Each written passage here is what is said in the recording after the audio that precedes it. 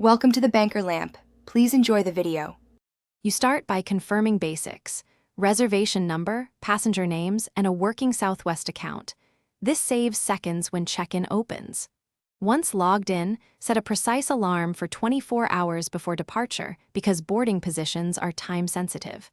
Make sure your phone battery is full and the app is updated. Small delays cost boarding priority. If you bought early bird check-in, note it automates earlier assignment.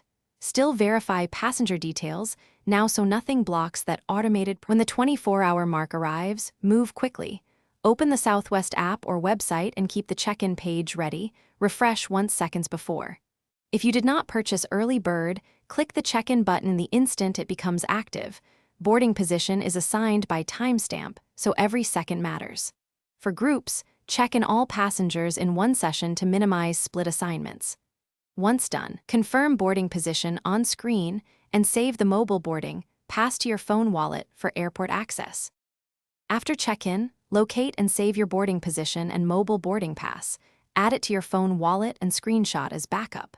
Make sure you arrive at the gate early since groups board in assigned order and late arrivals risk missing seats.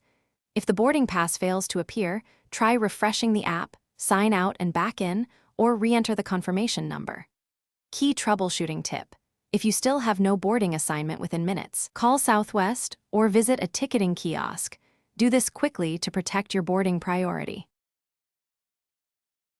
Thanks for watching. If this was helpful, leave a like and consider subscribing. See you next time.